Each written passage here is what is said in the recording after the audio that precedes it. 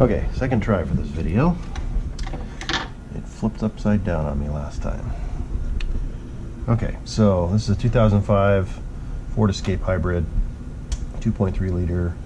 I'm going to show you how to try to fit your socket underneath to get to this center underside bolt that retains the intake manifold. I've already replaced the PCV valve on this vehicle, and I'm kind of kicking myself for not doing a video or even pictures when I did this job. But so you can see it's all put together now, but when you do get everything off of the upper part of this, the fuel rail is no longer in your way. These wiring harnesses are not in your way. You'll be removing the the intake hose and the intake throttle body and getting things out of the way. There's a real good YouTube video that I'll link as well. But the trick to this job I've found is that two things. So if you remove these two radiator brackets from the top of the radiator, it allows this radiator to float forward about half, maybe 3/4 of an inch. And that will give you enough room to be able to get your hand around down here in the front of the intake manifold right here, and you can slip the 6-inch quarter inch drive, 6-inch long extension with the 10mm socket on it, and you'll be able to reach down in here with your fingers and snake this thing down in here. And there's a little V in between this, in the center of this intake manifold. There's kind of a V cut out, and you can slide it down in here just like this, and you can see it. I can work my way in there. It's a little easier with the radiator loose, but I can still get it in here. And you can see that socket kind of floating in the center there. You can actually set it down in there, and it will sit there. And while, oh, I just lost it a little bit. I'm gonna have to get out of there with my magnet. But as it's sitting in there, hopefully sticking out where you can get your fingers on it, you can take your mirror, and got a mirror just like this, one of these, with the fuel rail out of the way, of course.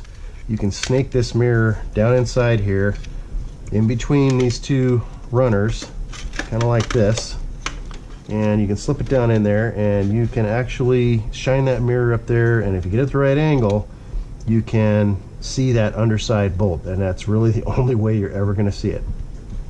So with that mirror down in there, and with your fingers on this socket, which I've kind of lost track of it there, I'm gonna have to grab it with my magnet.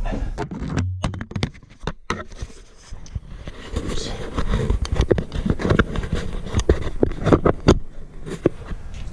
So make sure you got one of these handy magnets as well, and that helps you get your socket out of there when you lose track of it. Hopefully I can get a hold of this thing.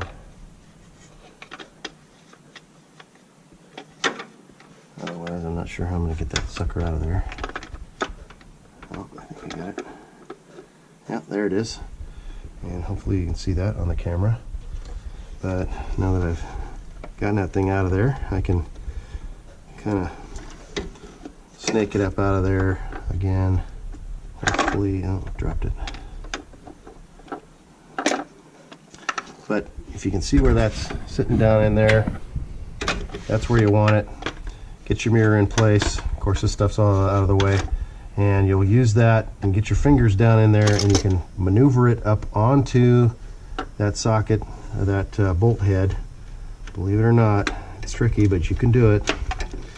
And that is the key to getting that intake manifold off of this vehicle. Otherwise, it is a royal pain in the butt. So hopefully this video has been helpful for you.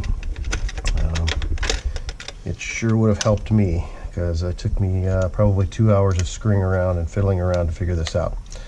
And so that's it. These are the main tools that you're going to need. And I've also got oh, my ratchet. Here it is. Here's my ratchet. I've got one of these swivel ratchets. That's helpful. Once you get it up in there and you get the socket onto the bolt head, hopefully you can hold that in place and just set it down, let it rest down against the lower part of that hole, and you can snake this down in there and snap it into place, and you'll actually be able to break it loose. And of course the tightening reinstallation is just the reverse of that. I put an O-ring in there, and I kind of stuck the bolt in there with an O-ring on it to kind of hold it in place when I put it back up in there, and that held the bolt back in place, and I was able to, you know, do the same thing to get the thing back together. It's a pain either way. All right, see ya.